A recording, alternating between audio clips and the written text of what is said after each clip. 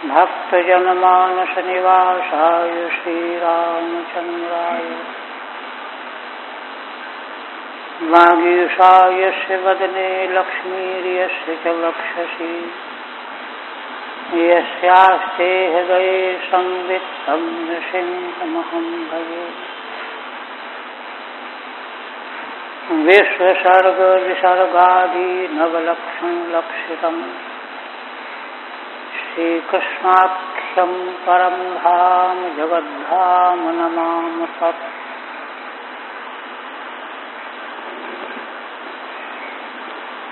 परम आदरणीय यति वृंद, भक्त वृंद एवं श्रोत्र वृंद,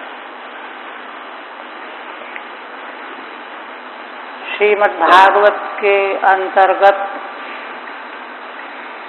दशम स्कंध के 20वें अध्याय में श्री भगवान की मंगलमयी लीलाओं का वर्णन चल रहा है। पूर्व में वृंदावन में ग्रीष्म ऋतु की शोभा का वर्णन किया गया।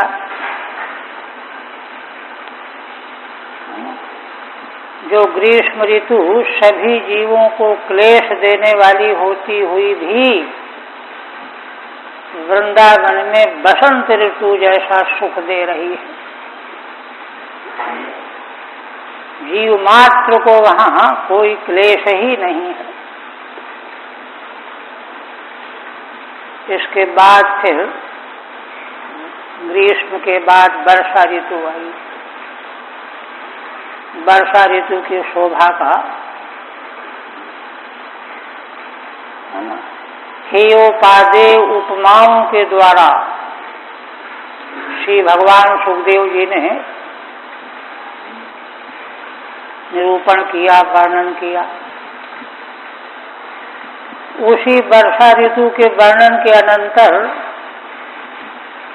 वृंदावन में श्री भगवान की क्या लीलाएं चल रही हैं उसका भी संकेत करने जा रहे हैं। इसके बाद फिर शरद ऋतु का वर्णन प्रारंभ होगा। पिछले समय में वर्षा ऋतु का वर्णन पूरा हो गया था। भगवान की वर्षा ऋतु में क्या लीलाएं की उसका वर्णन चलने जा रहा है। 25वां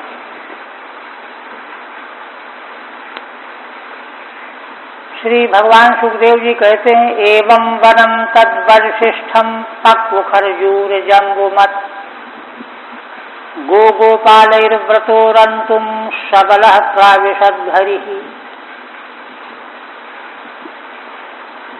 सुखदेव भगवान कहते हैं कि इस प्रकार से पीछे जो वर्णन किया गया सारा, इस प्रकार से वह वन अपूर्व शोभा को प्राप्त हो रहा था। तद्वर्षिष्ठम माने समृद्ध संपूर्णम। कैसे? पक्व खरजूर जम्बुमत। उस वन में चारों ओर पके हुए खजूर और जामुन के फल से लदा हुआ है वह वन। यही उसकी शोभा संपत्ति है। ऐसे उस वन में भगवान श्री हरि बलराम जी के साथ गौ और गोपालों से घिरे हुए, व्रत हुए, घेरे हुए हैं गोपाल और गाय। मध्य में भगवान बलदेव जी के साथ में चल रहे हैं। ऐसे शोभा संपन्न वन में भगवान प्रविष्ट हुए। प्राविशत माने प्रविष्ट हुए।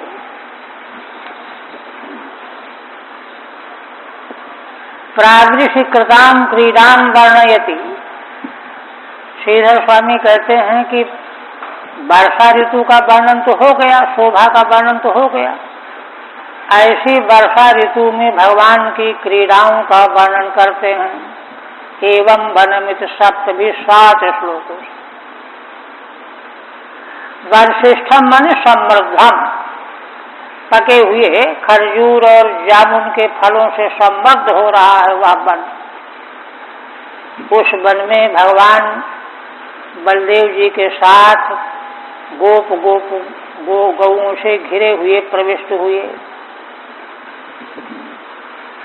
धेनवो मंदगामिन्यः ऊर्ध्वो भारेण भूयसा ययुर्भगवता हूता द्रुतं प्रीत्या स्नुतस्तनीः। माने अनेकों गौओं के मध्य में, गोपों के मध्य में भगवान शोभित होकर के चल रहे हैं। वहाँ की शोभा का क्या वर्णन करते हैं? गायें जो हैं मंद गति में चल रही हैं, धीरे धीरे चल रही हैं। क्यों?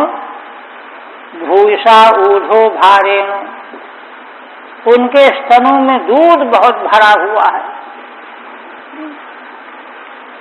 इसलिए अपने दुग्ध से परिपूर्ण स्तनों के भार से मंद गति से चल रही हैं, धीरे धीरे चल रही हैं।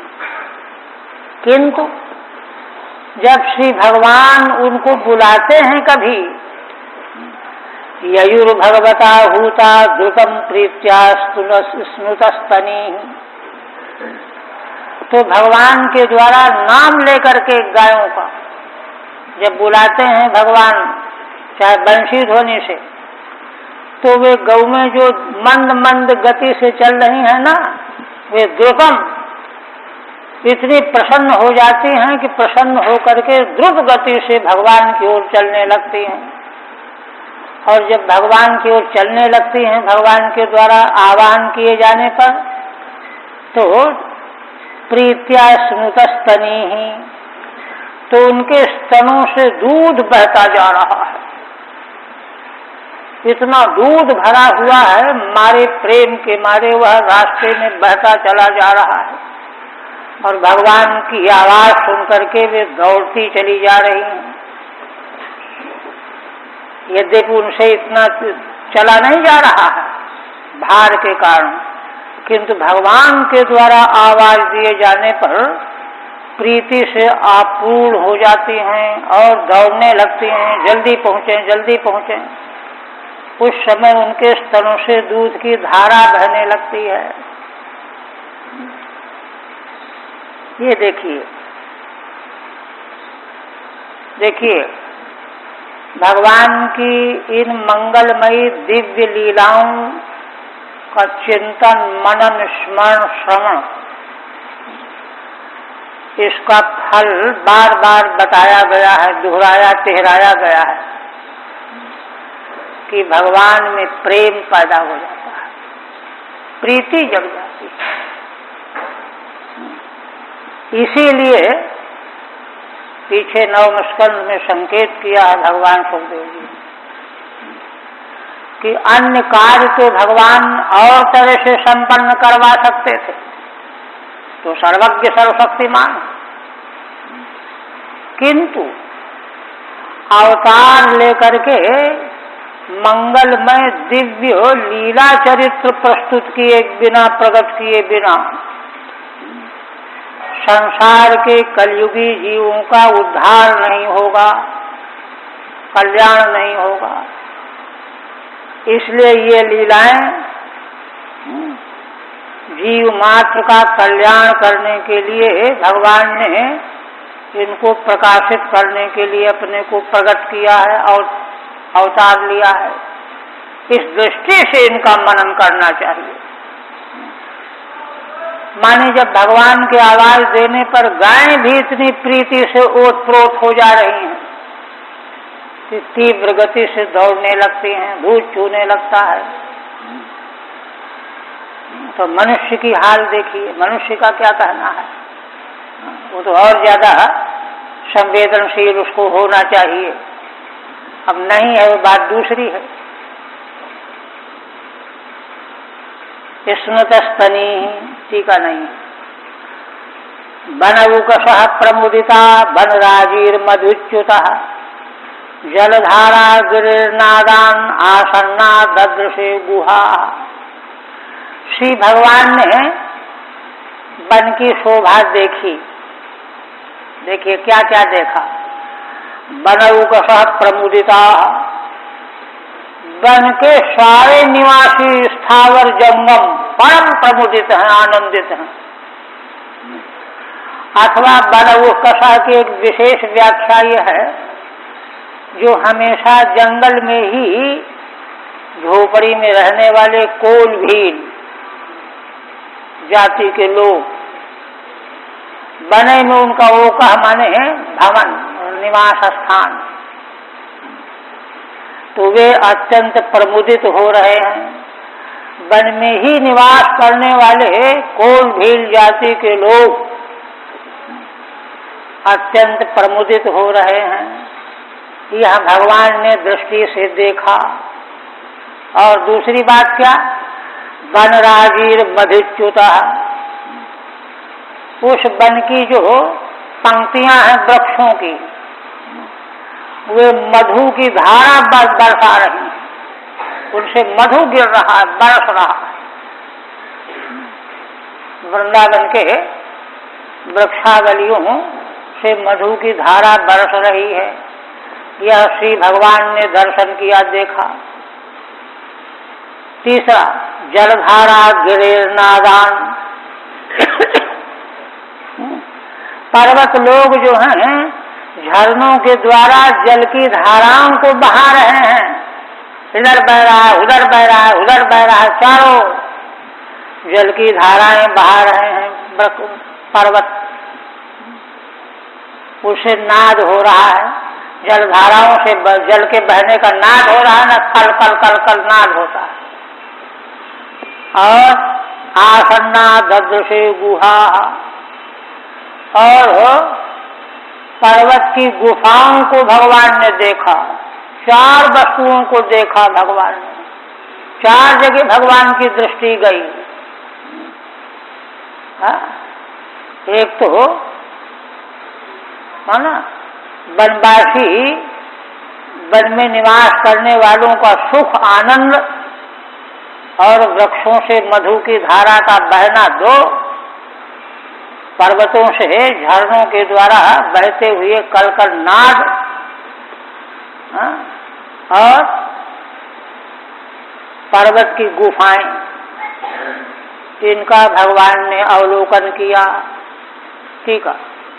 वनौकसः, देखिए श्रीधर स्वामी कहते हैं वनौकसः से पुलिंदी ही, पुलिंद जाति के स्त्री पुरुष वे सब बड़े प्रमुदित हैं। उनको पुलिंद जाति के स्त्री पुरुषों को भगवान ने देखा कि बड़े प्रसन्न है, प्रमुदित हैं। तथा वनराजी ही मधुच्युता, मधु श्रवादृशे, और वन में जो वृक्षों की पंक्तियां हैं वे मधु की धारा बरसा रही हैं, यह देखा भगवान ने।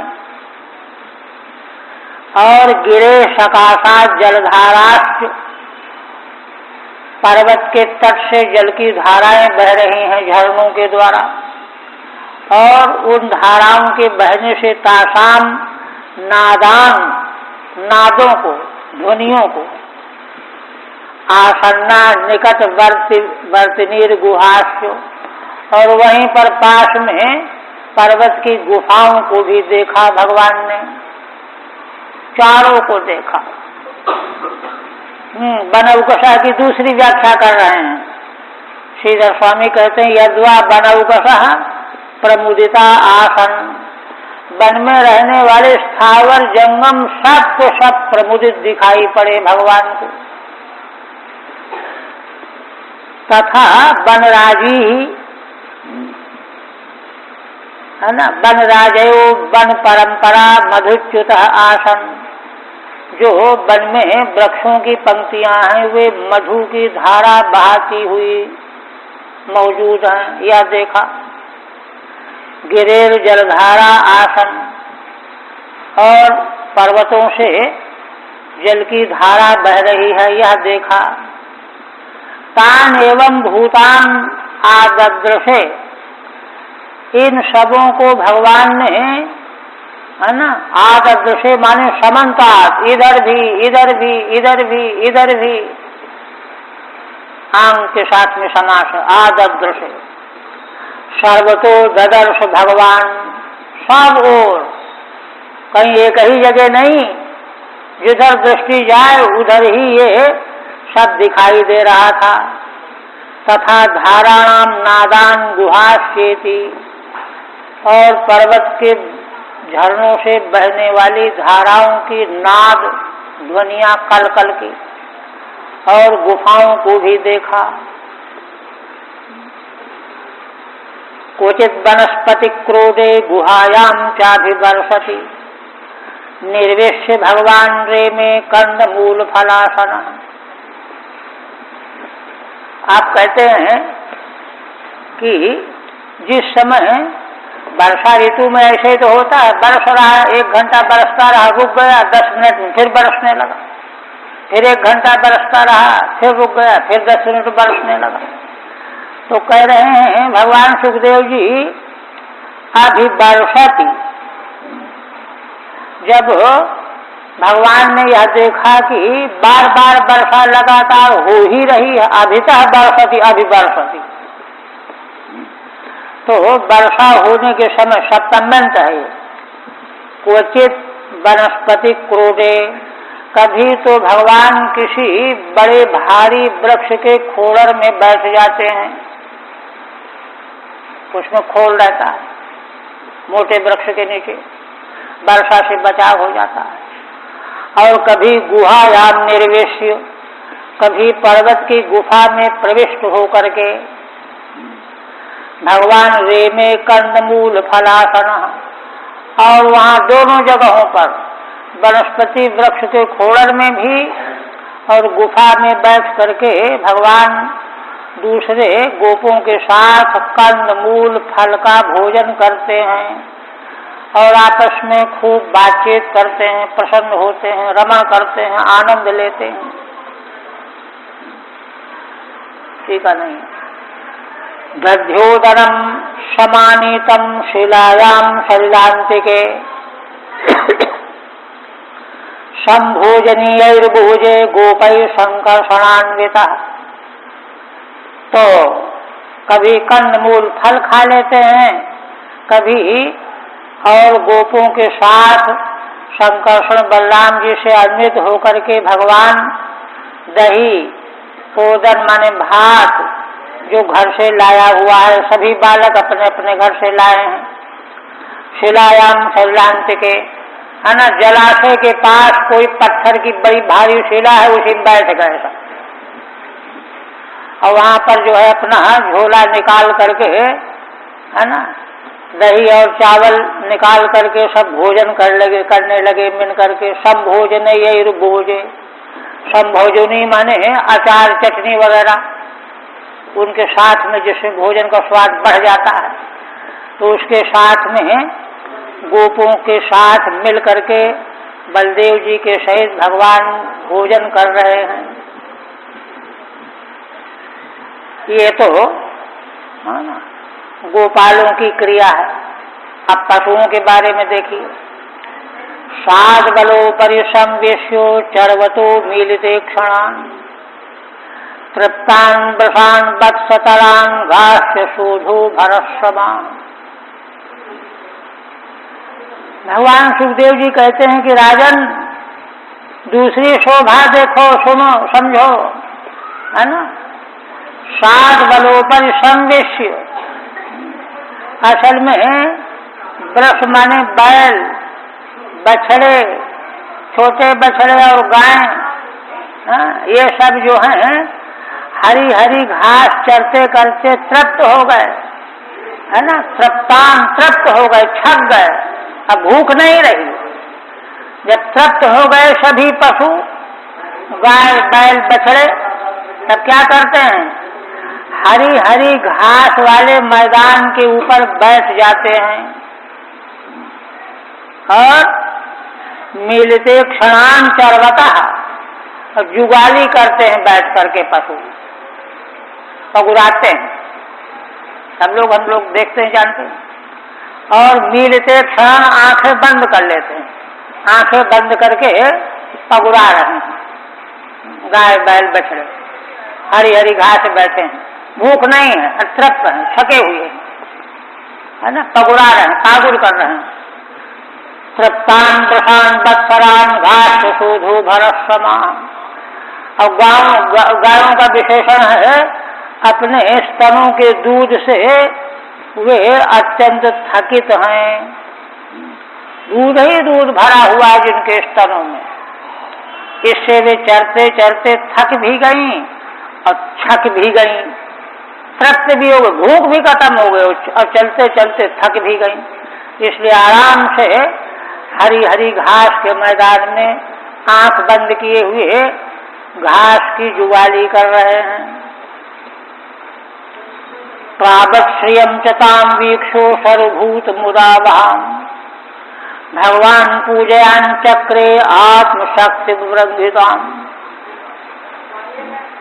फिर कहते हैं कि श्री भगवान ने उस वर्षा ऋतु की शोभा को देखा। ताम प्रावत श्रियम वीक्ष। श्री भगवान ने वर्षा ऋतु की शोभा का दर्शन किया, अवलोकन किया, जिसका विशेषण है सर्वभूत मुदावहाम। संसार में एक भी प्राणी ऐसा नहीं जिसको वर्षा ऋतु में आनंद न आता हो, सबको सुख मिलता है। जीव मात्र को सुख देने वाली, है ना, वर्षा ऋतु की शोभा का भगवान ने अवलोकन किया। अवलोकन करके बड़ी प्रशंसा। भगवान पूजयान चक्रे। भगवान पूजयान चक्रे आत्मशक्ति वृद्धिताम। भगवान ने उस वर्षा ऋतु की महिमामयी शोभा की पूजा की, माने वाह वाह किया। वाह, देखो सुंदर दृश्य है, अवलोकन करने योग्य है, यही जो है पूजन करना। एक बात और कहते हैं कि यद्यपि यह सारी शोभा के उद्गम वे स्वयं भगवान ही हैं। आत्मशक्ति वृद्धिताम। श्री भगवान की जो अपनी शक्ति है, उसी शक्ति के द्वारा ही तो यह शोभा प्रकट हुई है। सारा संसार ही जब भगवान की शक्तियों से प्रकट होता है तो शोभा कहीं और कहां से आ जाएगी। यहाँ पर भगवान सुखदेव जी यह कहना चाहते हैं, क्या कहना चाहते हैं कि देखो, भगवान अपनी ही शक्ति से इस महती वर्षा ऋतु की शोभा को प्रकट किए हुए हैं, विस्तृत किए हुए हैं, और स्वयं ही अनजान की तरह से उसका अवलोकन करके प्रशंसा भी कर रहे हैं। ये लीला है, यही लीला है भगवान की। इसलिए प्रशंसा कर रहे हैं कि देखिए, प्रकृति के आनंद का अनुभव करना चाहिए। प्रकृति के आनंद का जो अनुभव नहीं करते ना, पत्थर है रहे हैं। एक दिन में बताया था कि एक विदेशी राइटर था, तो उसने अपने ग्रंथ में लिखा है कि देखो तो, जब मैं 7-8 साल का था तो वर्षा ऋतु में आकाश में जब इंद्रधनुष उगता था तो हम सब बच्चे खुशी के मारे नाचने लगते थे। इंद्रधनुष इंद्रधनुष। आज 35 साल का हो गया, अब प्राय इंद्रधनुष उगता है आकाश में, लेकिन वह खुशी नहीं आती। उसने लिखा है कि कभी कभी मुझको भ्रम होने लगता है कि मैं वही हूं कि ईंट पत्थर बन गया हूं, खुशी आती ही नहीं। इसका क्या कारण है? संसार के विषय भोग की तृष्णा, ऐषणाओं का जाल, लोकेषणा, वित्तेषणा, पुत्रेषणा, इन्हीं ऐषणाओं के जाल में वह उलझा रहता है जीव मनुष्य। इसलिए प्रकृति के आनंद के अवलोकन की दृष्टि ही फूट जाती है, मर जाती है। क्या सुख मिलेगा उसको? इसलिए अब तो वह किसी तरह से भगवान की लीलाओं के इस क्रम में वह फिर से हमारी दृष्टि लौटे, इस शोभा का आनंद ले। किसी तरह से भगवती अनुग्रह प्राप्त हो कि इसका आनंद हमको आने लग जाए, फिर से अंधापन दूर हो जाए। लेकिन वह अंधापन दूर तभी होगा जब संसार की ओर से मनोवृत्ति हटेगी और भगवान की ओर लगेगी, भगवान की लीलाएं ही दिखने लगेंगी। तो इसलिए भगवान जो है स्वयं प्रशंसा करते हैं, वाह देखो तो कैसी सुंदर जो है वर्षा ऋतु है। कि इस अंधे जीव को कुछ तो होश आवे। अनंत को ब्रह्मांड परमात्मा उसने ये प्रकाशित किया है, प्रकट किया है, और प्रकट होकर के बालकों के बीच में स्वयं उसकी प्रशंसा कर रहा है, वाह वाह कर रहा है, गदगद हो रहा है, प्रसन्न हो रहा है। हम पत्थर बने बैठे हुए, दुर्भाग्य की सीमा भी है कोई? इसलिए यह उल्लेख किया गया है। एवं निवसतोस्तस्मिन् राम केशवयोर्ब्रजे। ठीक है, यहाँ तक नहीं थी। शरत संभवत व्यभ्रा स्वच्छाम्ब परुषा नीला। आप कहते हैं कि राजन, इस प्रकार से ब्रज में भगवान श्री कृष्ण और बलराम निवास कर रहे थे, अपने लीला चरित्रों से सबको प्रसन्न कर रहे थे, आनंद बांट रहे थे। यह बांटते बांटते है ना, निवास करते करते शरद ऋतु आ गई। 2 महीने की वर्षा ऋतु विगत हो गई, शरद ऋतु आ गई, क्वार का महीना आ गया। तो शरद ऋतु में क्या हुआ? शरद संभवत व्यभ्रा, है ना। व्यभ्रा माने अभ्र माने बादलों से रहित आकाश हो गया। विगता अभ्रा यश्याम यश्मान, जिससे बादल समाप्त हो गए हैं। स्वच्छाम्ब परुषा नीला। दूसरी बात क्या हुई? जल जो है स्वच्छ हो गए। वर्षा ऋतु में मिट्टी वगैरह बह करके जल को मटमैला बना देती थी, किंतु शरद ऋतु आते आते वह जल निर्मल हो जाता है। और अपरुषा नीला तीसरी, अनिल माने वायु, वायु जो है बड़ी तेज चलना बंद हो गया, हाहाकार करते हुए वायु ने। अपरुष माने बड़ी शीतल मंद सुगंध वायु चलने लगी। 3 परिवर्तन आ गए। शरद ऋतु के यही लक्षण है। 3 चीजें दिखाई पड़े, समझ लेना चाहिए कि शरद ऋतु आ गई।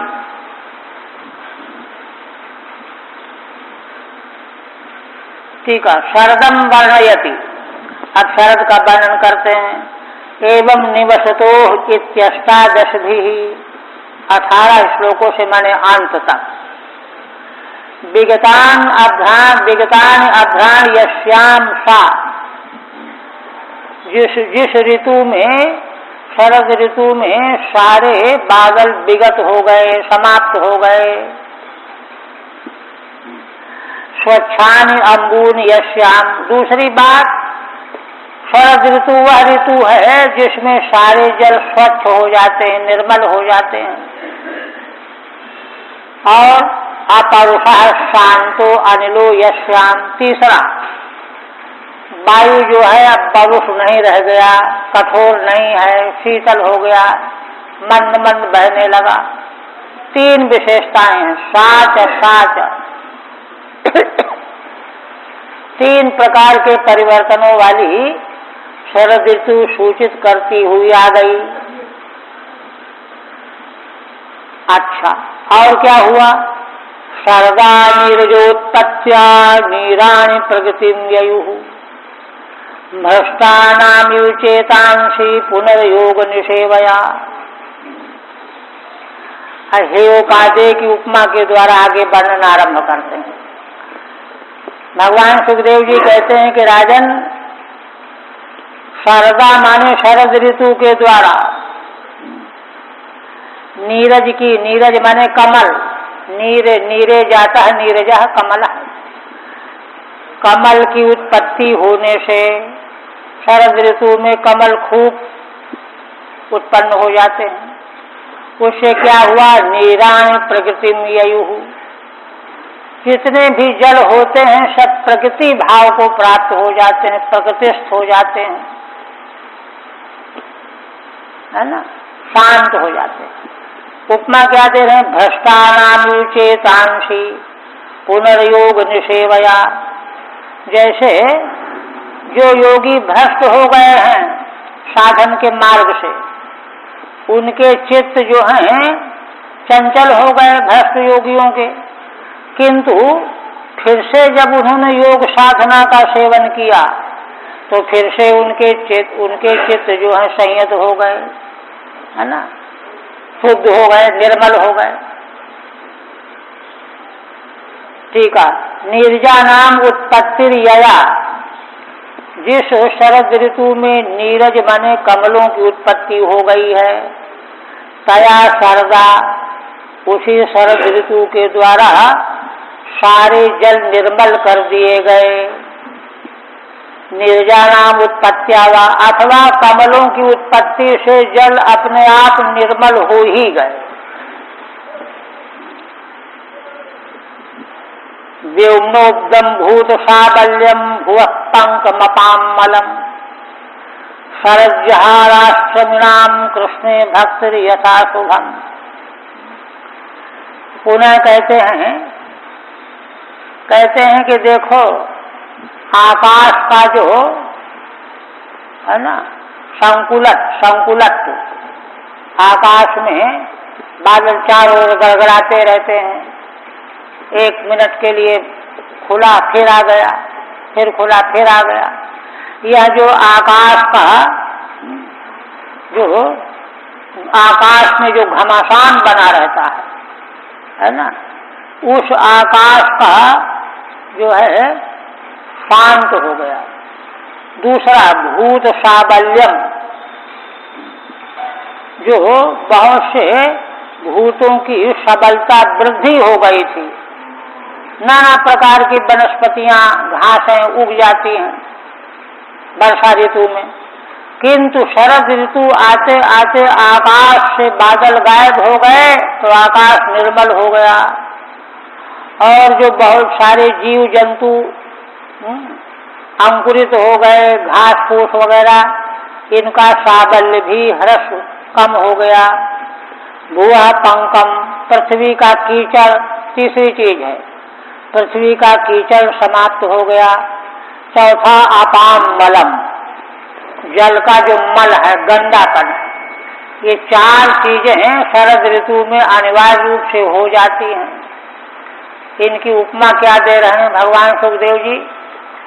चार कहा, चारों को चार आश्रमों में विभक्त करके उपमा दे रहे हैं। पहली उपमा ब्रह्मचर्य आश्रम की, दूसरी गृहस्थ आश्रम की, तीसरी वानप्रस्थाश्रम की, चौथी संन्यास आश्रम की। कहते हैं यह काम शरद जहार, शरद ऋतु ने इन चारों का अपहरण कर लिया। आकाश में जो संकुलत्व बना था बादलों के घिरे रहने से एक, यह तो ब्रह्मचर्य का आगे व्याख्या करेंगे। और भूत साबल्य क्या है? गृहस्थाश्रम में बड़े झगड़े, बाल बच्चे, है ना, और भी परिवार के बंधु बांधव, कभी उसकी समस्या, कभी उसकी समस्या, कभी उसकी भीड़, कभी उसकी भीड़, कभी उसके रिश्तेदार, कभी उसके रिश्तेदार, है ना, सिरदर्द बना ही रहता है। यही भूत साबल्य है ना, भूतों की वृद्धि, समुदाय ढेर, इसको शरद ऋतु ने हरण कर लिया। गृहस्थाश्रम में क्या होता है? यही सब लगा रहता है, किंतु अगर कोई भाग्यशाली मनुष्य हो, वह भगवान की भक्ति में डूब जाए तो घर द्वार पड़ा रहता है, उनको कोई परवाह नहीं। चारों को घटाएंगे श्रीधर स्वामी स्वयं। और तीसरा क्या है ना, भूहा पंकम, है ना, पृथ्वी का कीचड़, वर्षा ऋतु में कीचड़ जो जमा है, तो इसकी उपमा वानप्रस्थियों के लिए। वानप्रस्थी बेचारे तपस्वी होते हैं तो उनको थोड़े में गुजारा अपना करना पड़ता है ना, थोड़े में गुजारा करना पड़ता है ना। जहाँ रह रहे हैं वहाँ भी गड़बड़ हो गया, क्या करें, है ना। तो शरद ऋतु ने जैसे कीचड़ को सुखा दिया, उसी तरह से जो वानप्रस्थी लोग हैं, भगवान श्री कृष्ण की भक्ति ने उनके मन में जो इधर उधर के कुविचार पैदा हो रहे थे वे सब समाप्त हो गए। वही पंक है, कुविचार। कुविचार जैसे कई ऐसे उदाहरण मिलते हैं कि घर से वैराग्य हुआ, है ना, बाहर चले गए, जंगल चले गए, तीर्थ चले गए, रहे 10-20 दिन। उनको जब वहाँ कठिनाई मालूम पड़ी तो रोने लगे, अरे घर में जो है ये होता था, ये मिलता था, लौटा फिर लौटा है ना। तो वानप्रस्थ में जाकर के लौटना थोड़ा ही है, किंतु भगवान का आश्रय लो तब टिक सकता है। इसलिए शरद ऋतु जैसे वर्षा ऋतु के कीचड़ को सुखा देती है, वैसे भगवान श्री कृष्ण की प्रीति भक्ति उनकी सारे मानसिक क्लेशों को शांत कर देती है। ये है उपमा। अब चौथा है अपाम मलम, जल का मल। जल का मल का उपमा है यति आश्रम, संन्यास आश्रम का मल। शरद ऋतु ने तो जल के मल को साफ कर दिया, मल नीचे बैठ जाता है, खत्म हो जाता है। संन्यास आश्रम में, चतुर्थाश्रम में क्या हुआ, सारे मन के विकार साधन करते करते समाप्त हो गए। कृष्ण भक्ति यथा शुभम, चारों में भगवान श्री कृष्ण की भक्ति ही जो है अशुभ को नाश करने वाली बताई गई यहाँ पर चारों आश्रमों में। आप देखिए श्रीधर स्वामी क्या टीका में कहते हैं, व्योमनो आद्यमिति व्योमादि नाम चतुर्नाम चतुरो मलान शरद आहरत, है ना। इस पद्य में व्योमादि चारों के 4 प्रकार के मलों को शरद ऋतु ने अपहरण कर लिया। आकाश का, जीवों का, कीचड़ का और जल का, है ना। कहते हैं इसकी उपमा में जैसे चारों आश्रमी भगवान श्री कृष्ण की भक्ति प्राप्त करने पर सब प्रकार के क्लेशों से निवृत्त हो जाते हैं।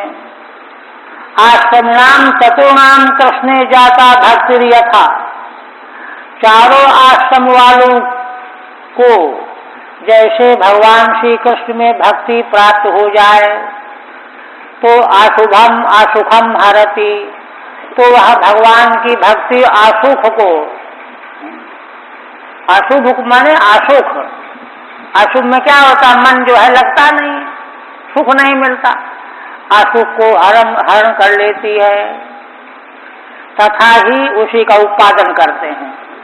चारों आश्रमों के दुख का भगवान की भक्ति हरण करती है, उपमा जो दी गई इसका उत्पादन कर रहे हैं, चारों से मिलान मिलाते हैं। ब्रह्मचारिण गुरुवर्थो दका हरणादि कष्टम यथा धक्षुर हरति। देखिए ब्रह्मचर्य आश्रम में है तो गुरुकुल में गुरु की सेवा करनी पड़ती है, भाई जल ले आओ, ये ले आओ, वो ले आओ, ऐसा करो वैसा करो। एक घटना कही जाती है इस संबंध में कि एक शिष्य थे, वे महान उच्च कोटि के गुरु की सेवा में लग गए।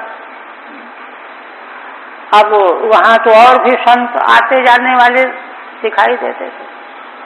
नर्मदा के तट पर रहते थे तो गुरुजी कह देते थे कि जाओ 3 बजे घट में जल ले आओ भर करके।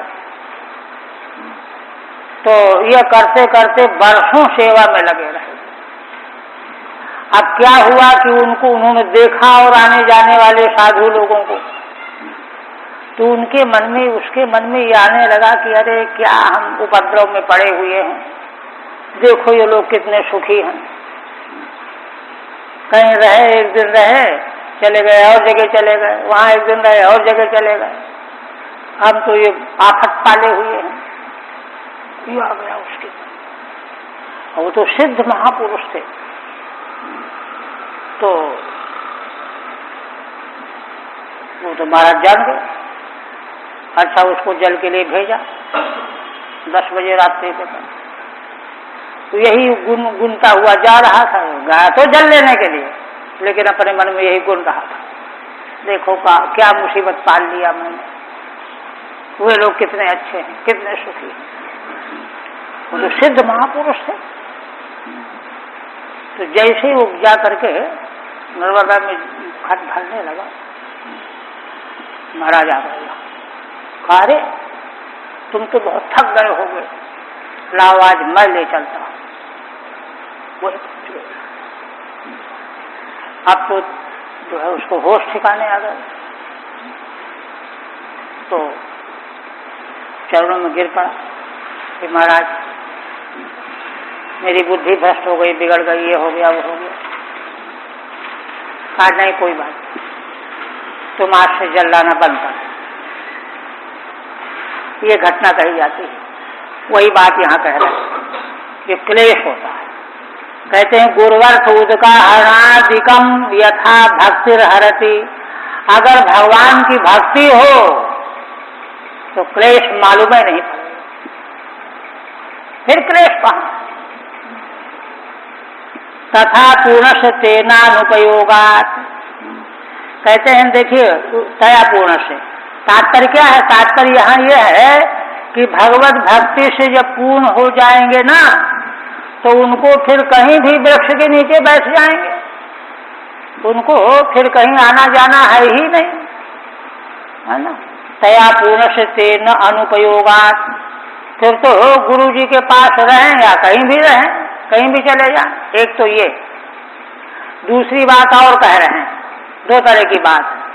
गुरु भीरति कृतार्थस्य तस्या नियोगा।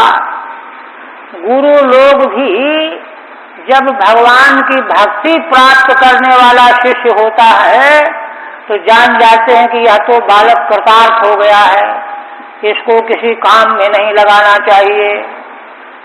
जो कुछ भी साधन माधन नहीं करते उनको लगाया जाता है। इसलिए कहते हैं गुरु भी, जो गुरु लोग हैं कृतार्थस्य, वह शिष्य तो कृतार्थ हो गया, भगवान की भक्ति आ गई उसको।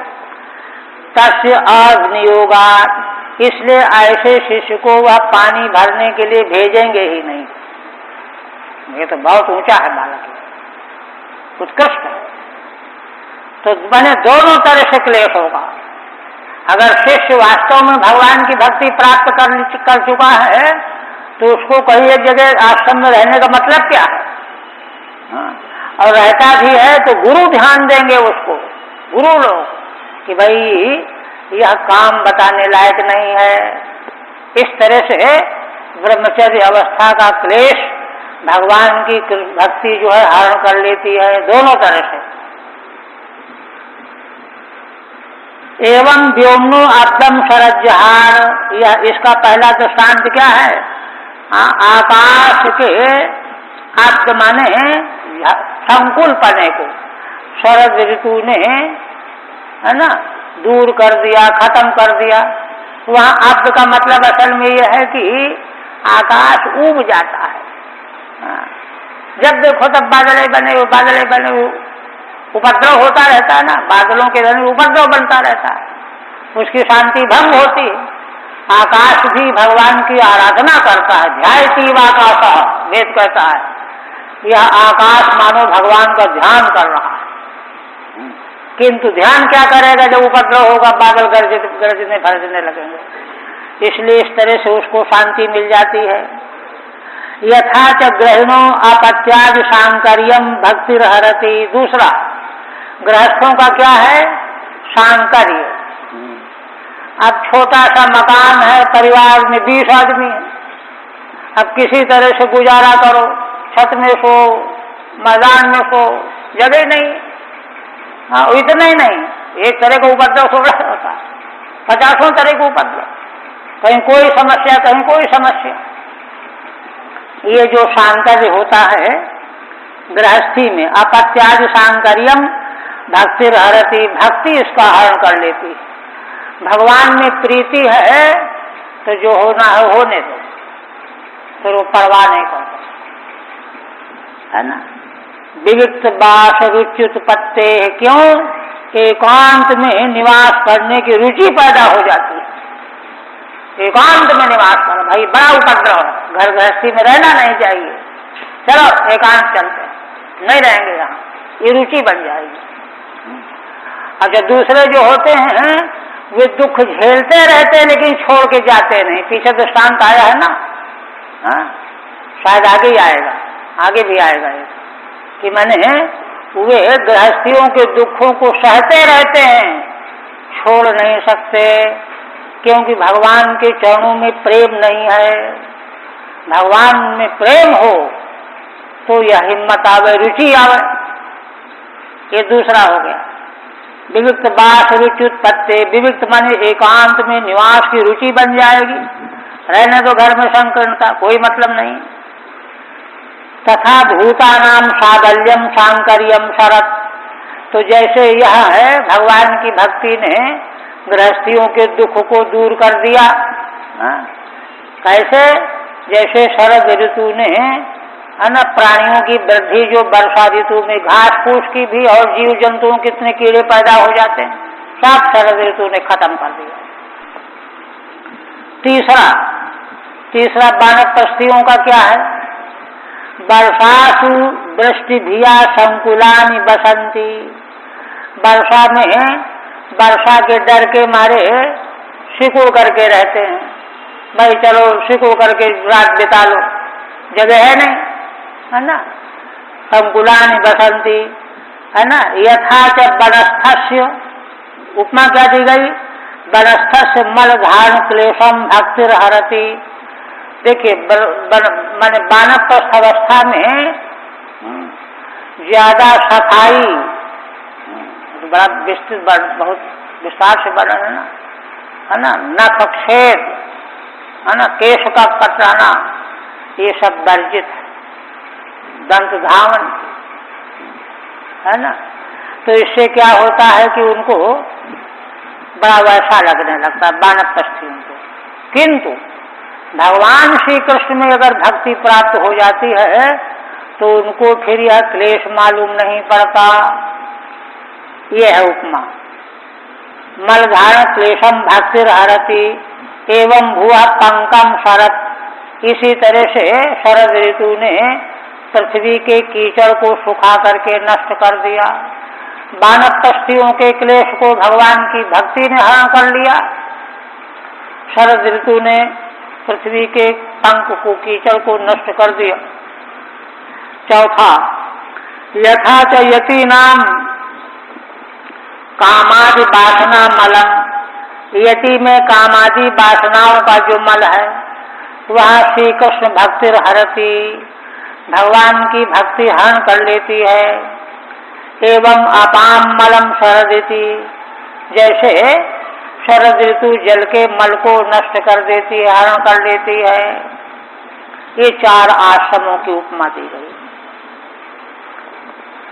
सर्वस्वं जलदाहित्वा विरेजु शुभ्रवर्चसः, यथा त्यक्तक्षणा शांता मुनयो मुक्त किल्बिषाः।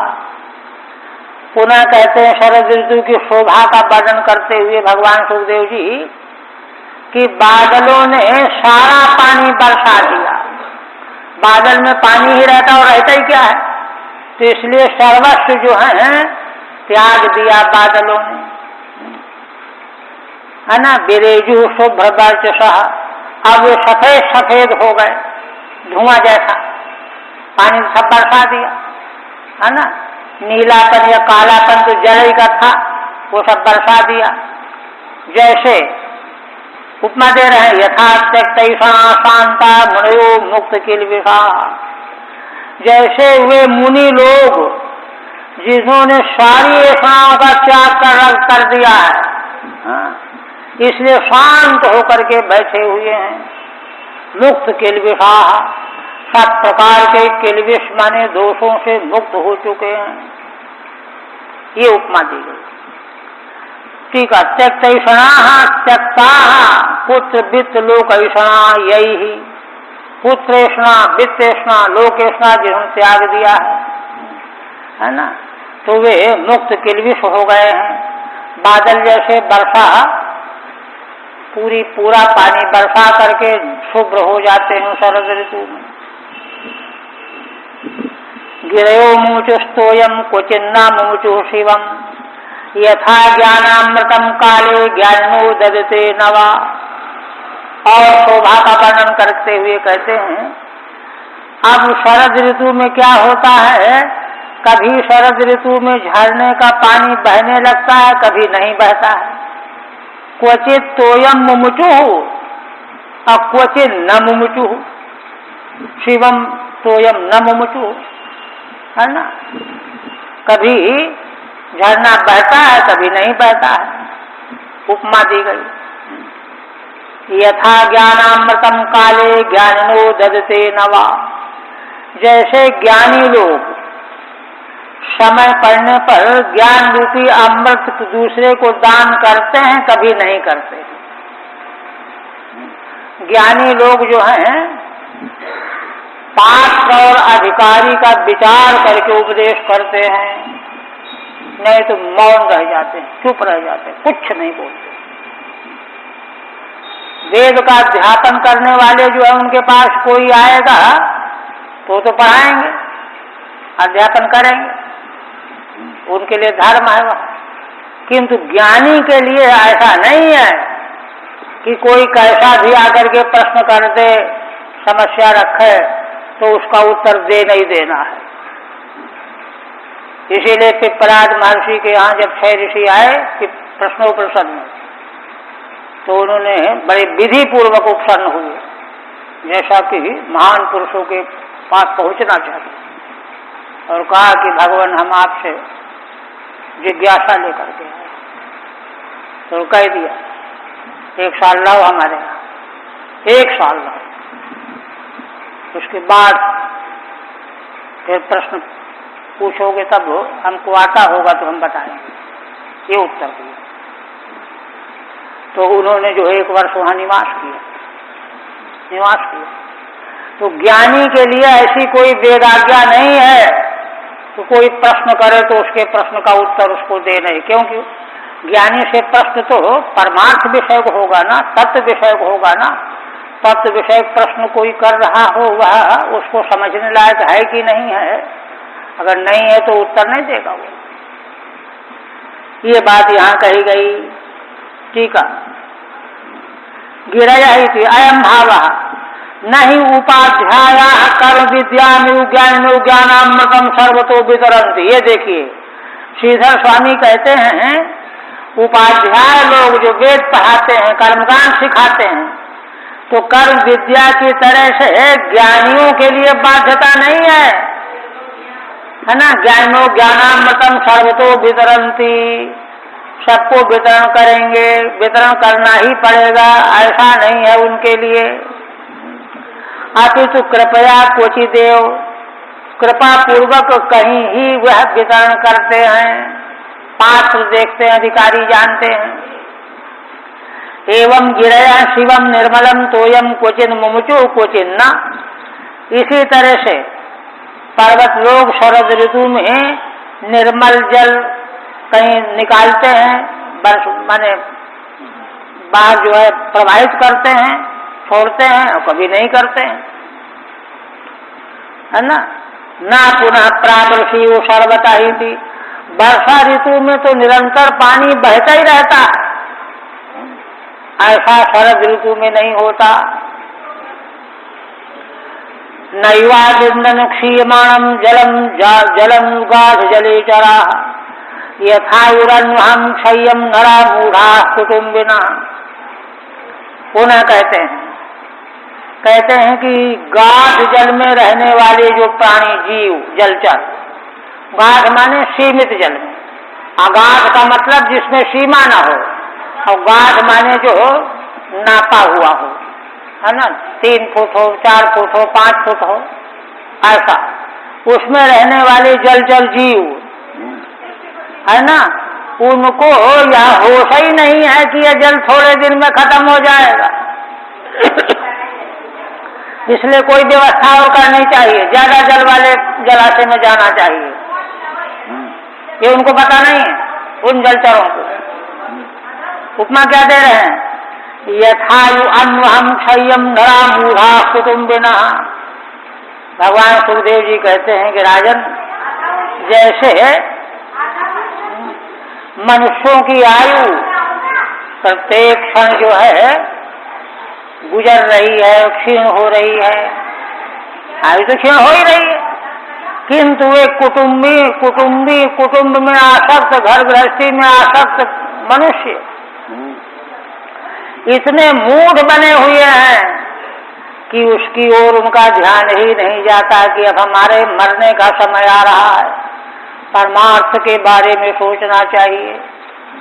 ये दृष्टांत दिया है ना। इसी तरह से जैसे जलचर थोड़े पानी में गुजारा कर रहे हैं, उनको ये होश ही नहीं है कि 10-20 दिन में ये पानी खत्म हो जाएगा, तब मरना पड़ेगा। ठीक है। गाढ़े क्षुद्रे जले चरंती तथा ते मीना गया। मछली आदि थोड़े जल में अपना निवास कर रहे हैं। इसी तरह से मूढ़ जो घर गृहस्थी के कुटुंबी जन हैं, उनको इतना व्यामोह बना हुआ है कि अपनी आयु के क्षीण होने को जान ही नहीं पा रहे हैं।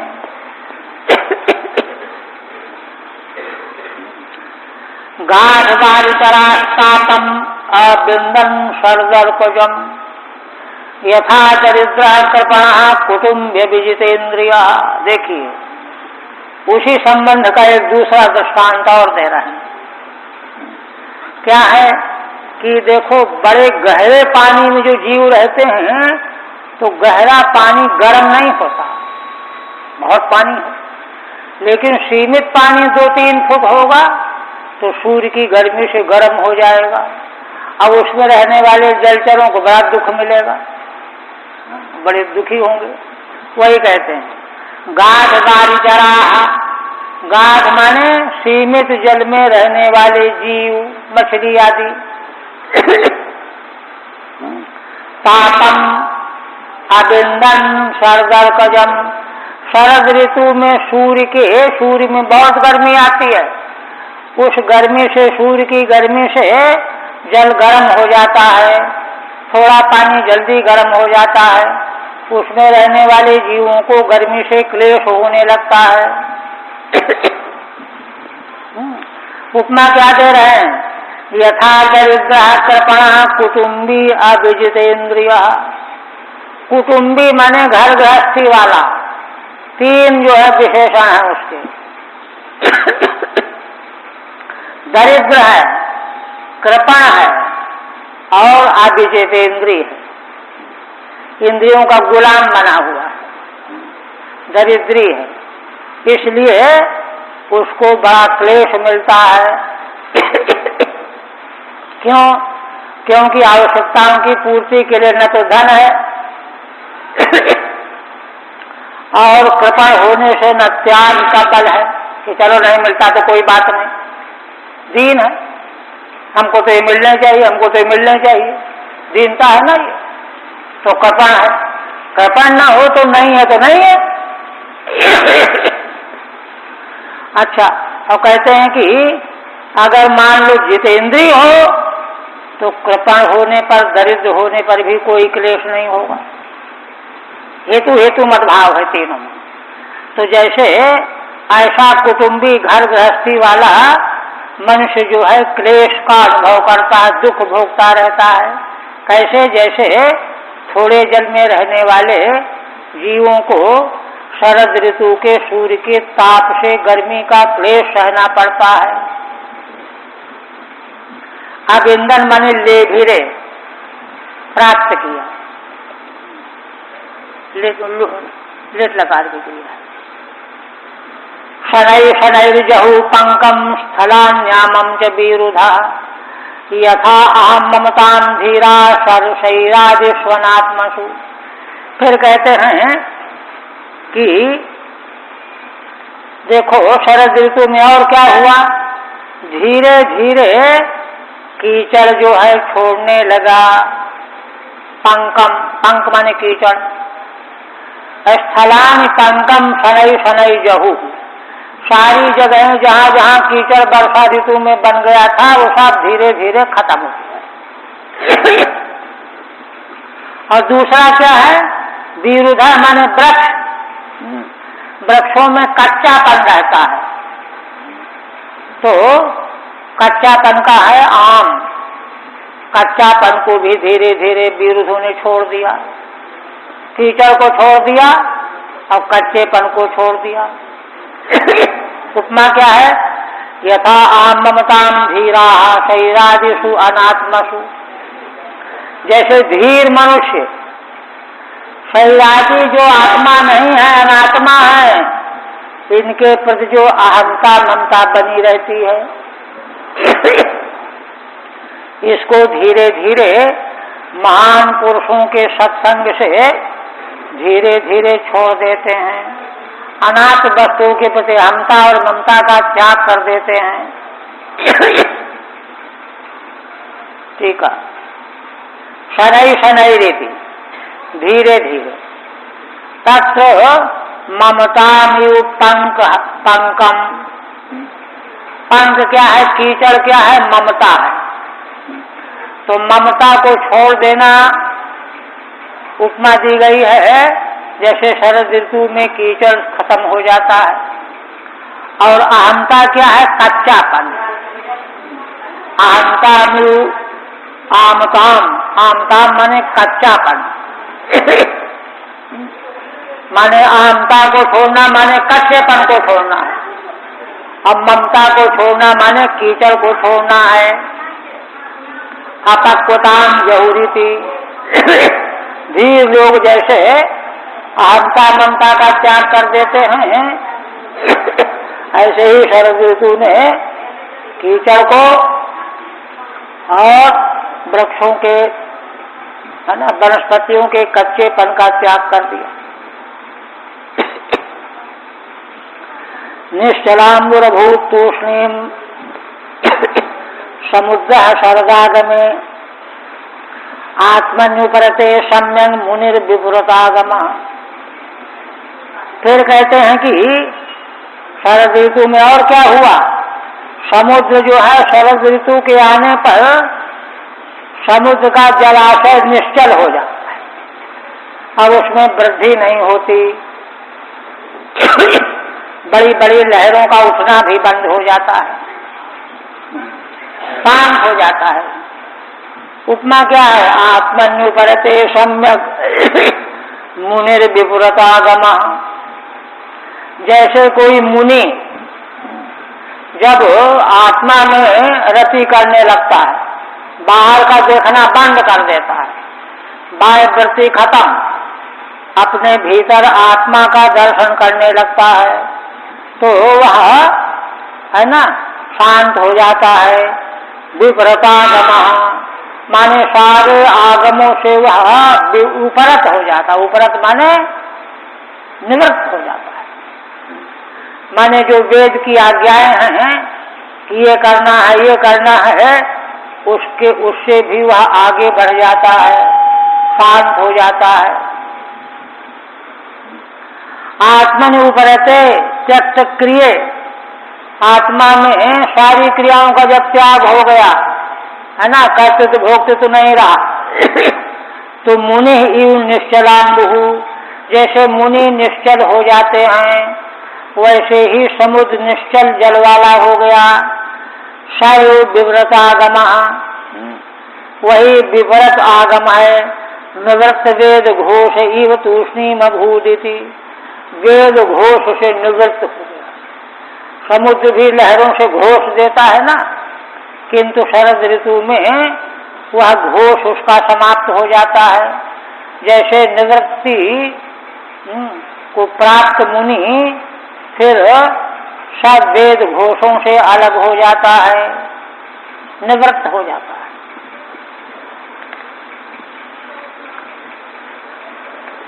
केदारेभ्यस्तपो ग्रहणन कर्षका दृढ़ सेतु भी यथा प्राणय श्रवज ज्ञानम तन निरोधेन योगिना।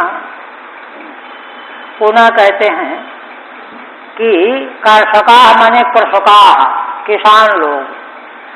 अब शरद ऋतु आने पर वर्षा आगे तो होनी नहीं है, इसलिए खेतों में जो पानी है उसको रोकने लगते हैं, मेड़े बना बना करके।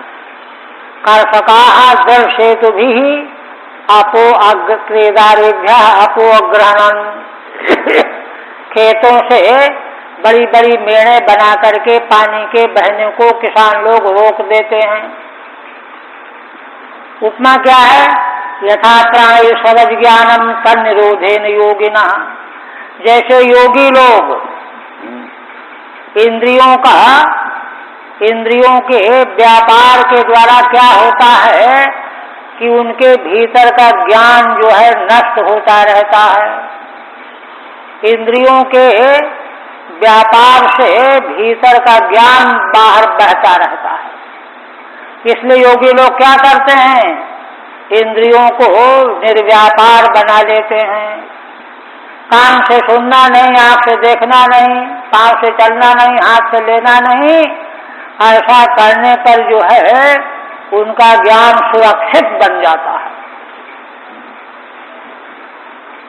हाँ, प्राणी माने इंद्रिय ही।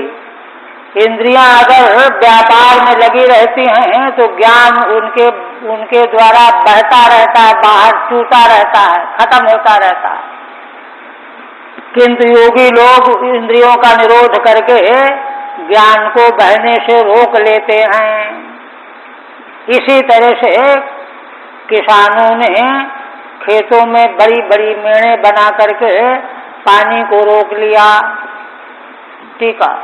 केदारेभ्यो बद्धे सेतु शाल क्षेत्रेभ्य, केदार माने खेतों से जिनमें मेड़े बना दी गई हैं, शाली के खेत में, धान के खेत में।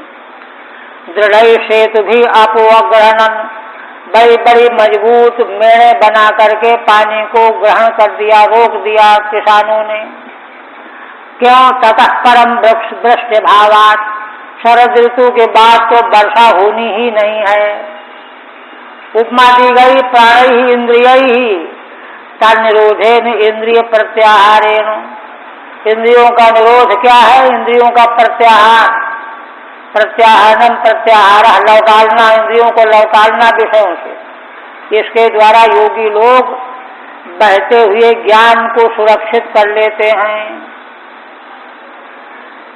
सर्गस्पा अर्कान सुजांस्तापान भूतानाम उदपोहरत देहाभिमान जम्बोधो मुकुंदो ब्रजयोषिताम। फिर कहते हैं राजन, शरद ऋतु में है ना, सूर्य के में ताप बहुत रहता है। सूर्य की किरणों से जो ताप मिलता है जीवों को, संसारी जीवों को, तो वह क्या होता है? रात्रि में, सायंकाल में चंद्र देवता उदित होकर के दिन भर के ताप को ठंडा कर देते हैं, है ना, चंद्रमा शीतल उदित हो जाता है। उपमा क्या है?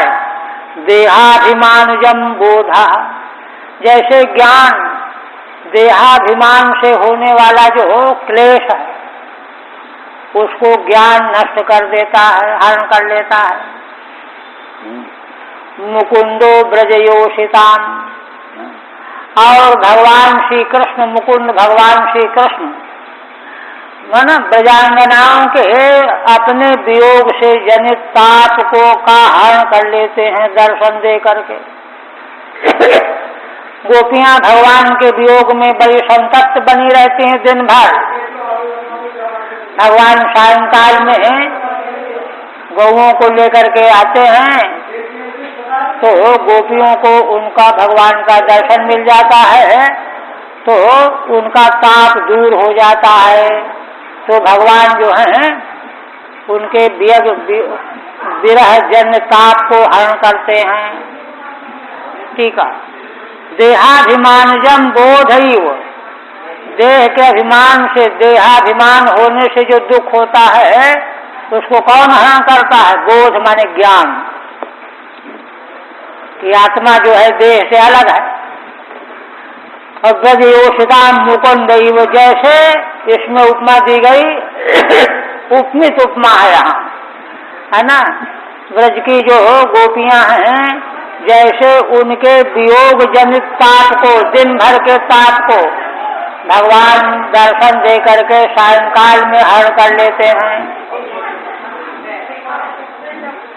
ऐसे ही चंद्र देवता सूर्य के ताप से ठंडक दे देते हैं, हरण कर लेते हैं। हम अशोभत निर्मेघम शरद विमल तारकम सत्वयुक्तम यथा चित्तम शब्द ब्रह्मार्थ दर्शनम। देखिए उन्हें कहते हैं आकाश जो है मेघ रहित हो गया, निर्मल हो गया आकाश शरद ऋतु में, बादल रहे नहीं, निर्मल हो गया, है ना। खम निर्मेघम अशोभत, कैसा? शरद विमल तारकम, शरद ऋतु में, है ना, आकाश निर्मल हो जाने से नक्षत्र चमकने लगे, निर्मल होकर के प्रकाशित होने लगे, तो बड़ी शोभा हो गई आकाश की। उपमा क्या है? सत्युक्तम यथा चित्तम शब्द ब्रह्मार्थ दर्शनम। देखिए कहते हैं चित्त जब सत्य से युक्त होता है, सत्य से युक्त हो, सत्य से युक्त चित्त का मतलब क्या हुआ? रजोगुण और तमोगुण का नाम भी न हो, नाम निशान भी न हो, ऐसा जब चित्त हो, वैदिक साधन करते करते, वैदिक साधन करते करते रजोगुण तमोगुण पूरी तरह से निवृत्त हो गया हो, सत्यमय चित्त बन गया हो, तो उस चित्त की शोभा कैसी होती है? कहते हैं वह चित्त जो है शब्द ब्रह्मार्थ दर्शनम। शब्द माने वेद, शब्द रूपी ब्रह्म वेद है, शब्द ब्रह्म माने वेद, वेद के अर्थ का वह प्रकाशक बन जाता है चित्त, वेद के अर्थ को प्रकाशित करने वाला सत्युक्त चित्त बन जाता है। जैसे वह चित्त है ना समग्र वेदार्थ, पूर्व मीमांसा का जो वेदार्थ है, उत्तर मीमांसा वेदांत का जो वेदार्थ दर्शन है, इससे युक्त हो जाता है सत्युक्त चित्त, तब उसकी बड़ी शोभा होती है। और वह चित्त जब तक रजोगुण तमोगुण को छोड़ करके सत्य से युक्त नहीं होगा तो सत्य ब्रह्म के अर्थ का प्रकाश ही नहीं होगा, वहां वेदार्थ का बोध नहीं होगा। देखिए इसीलिए प्रथम स्कंद में संकेत आया है कि वेद का जब लोप हो रहा था तो भगवान व्यास ने उसका विभाजन करके थोड़ा थोड़ा कर दिया कि लोग कम बुद्धि वाले हैं, अल्पायु हैं, अल्पमति है, थोड़ा थोड़ा याद कर लेंगे, 2-2, 4-4 मंत्र तो सुरक्षित रह जाएगा, नष्ट नहीं होगा। तो बचा तो लिया, लेकिन अर्थ कैसे मालूम पड़े? अर्थ मालूम पड़े बिना उसका लाभ नहीं मिलेगा। केवल दवाई बक्से में रखे रहो तो रखे रहो, क्या होगा? उससे कुछ भी तो नहीं होगा। तब अच्छा अब उस वेदार्थ को जानने के लिए साधन चाहिए, जो भी बता रहे हैं, सत्य शुद्ध चित्त चाहिए। वो रजोगुण तमोगुण को त्याग किए बिना बनेगा नहीं, और कलयुगी मनुष्य का उसका त्याग करना बहुत ही कठिन है। तब भगवान व्यास ने उपाय निकाला, वेद के अर्थ को सरल किया, इतिहास और पुराणों की रचना की, वेद के रहस्य में गंभीर अर्थों को इतिहास पुराण के द्वारा विवेचन किया, सरल किया, जैसे जैसे हिंदी व्याख्या कोई कर दे गीता के श्लोक की तो सरल हो जाए, समझने में आ जाए, ये है। तो कहते हैं कि शब्द ब्रह्मार्थ दर्शनम अखंड मंडलो व्योमनी राजो दुगुण शशि यथा यदुपति कृष्णो वृक्ष चक्रावृतो भूवि। टीका हो गई ना इसकी? अच्छा, टीका भी तो करनी थी, है ना? ये 43वां है। अच्छा, शरदा विमलास्तारका यस्मिन् तत्, शरद ऋतु में कहते हैं सुखदेव भगवान कि आकाश की बड़ी शोभा होने लगी, निर्मल हो गया, नक्षत्र चमकने लगे। शब्द ब्रह्मणो वेदस्यार्थान पूर्वोत्तर मीमांसा निर्णीतान। शब्द ब्रह्म माने वेद, उसके अर्थ माने, उसके अर्थ दो तरह के, पूर्व मीमांसा उत्तर मीमांसा, कर्मकांड और वेदांत। इनमें निर्णीत जो अर्थ दिखाए गए हैं, तान दर्शयति तथा तद्वत्, इस प्रकार के अर्थों को दिखाने वाला चित्त बन जाता है। और अखंड मंडलो व्योमनी राजो दुगुण शशि, अखंड मंडलाकार भगवान चंद्रमा देव आकाश में प्रकाशित होने लगे, है ना? उदगणई माने नक्षत्रों के साथ चंद्र देवता की, अखंड मंडलाकार चंद्र देवता की आकाश में बड़ी शोभा हो रही है, होने लगती है। दृष्टांत क्या है? यथा यदुपति कृष्णो वृक्ष चक्रावृतो भुवि, जैसे भूलोक में, ब्रह्मलोक भूमंडल में, है ना, यदुपति भगवान श्री कृष्ण है, वृष्णिवंशियों के समुदाय से आवृत होकर के, माने वृष्णिवंशी हो गए नक्षत्रों की तरह से, उन वृष्णिवंशियों के बीच में भगवान चंद्रमा की तरह से हैं। तो जैसे चंद्रमा के साथ जो है नक्षत्रों के साथ चंद्रमा की शोभा होती है, वैसे ही वृष्णिवंशी नक्षत्रों के साथ भगवान श्री कृष्ण जो चंद्र रूप हैं उनकी शोभा हो रही है।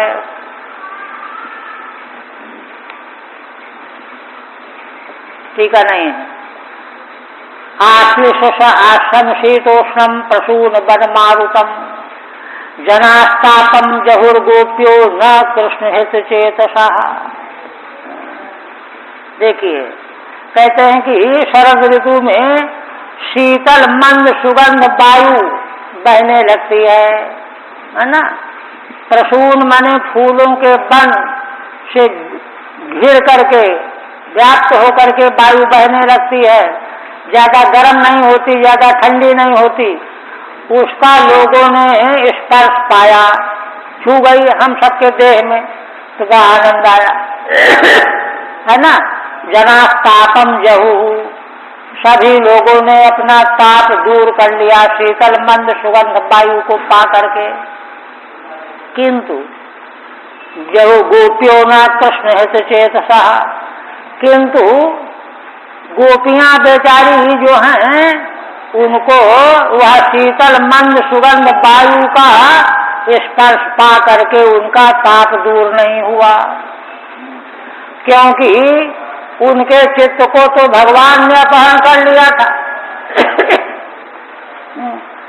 उनके चित्त को तो भगवान ने अपहरण कर लिया था, इसलिए वह ताप उनका दूर नहीं हुआ। ठंडी हवा खा करके भी, शीतल मंद सुगंध वायु का स्पर्श पा करके भी उनका क्लेश नहीं गया। वह तो भगवान के बिना क्लेश जाने वाला नहीं है। ठीक है। समो अन्यूनाधिका शीत से उष्ण तम, समान माने अधिक नहीं कम नहीं, शीत और उष्ण समान है। न तो गोप्या, तो लोगों ने तो इस वायु का सेवन करके अपना ताप दूर कर लिया, लेकिन गोपियों का ताप दूर नहीं हुआ। क्यों नहीं हुआ? कृष्णापहत चेतस्त्वेन तासाम संतापो दूषः इति। श्री भगवान कृष्ण के द्वारा उनका चित्त हरण कर लिया गया है, इसलिए भगवत विरह जन संताप उनका दूषः बना हुआ है। यद्वा नकार उपमार्थ अथवा अर्थ बदल रहे हैं, नकार को उपमा के अर्थ में ला रहे हैं। श्रीधर स्वामी कहते हैं क्या? तदा कृष्ण हित चेतसः इति चेतसा कृष्णम आश्लिष्य यथा इत्यर्थः। उन प्रजांगनाओं ने, है ना, भगवान के वियोग का जो ताप था ना, क्लेश था, तो वह कब गया? जब ब्रजांगनाओं ने अपने चित्त के द्वारा भगवान का ध्यान किया, मन मन में भगवान का आलिंगन किया, प्राप्त किया। ध्यान चिंतन के द्वारा भगवान के में विलीन हो गई, और तब जो है ध्यान लग जाने से उनका संताप दूर हो गया। इस तरह से दृष्टांत के रूप में इसकी व्याख्या श्रीधर स्वामी करते हैं। चेतसा कृष्णमाश्लिष्य यथा इत्यर्थः। यही रहने देंगे।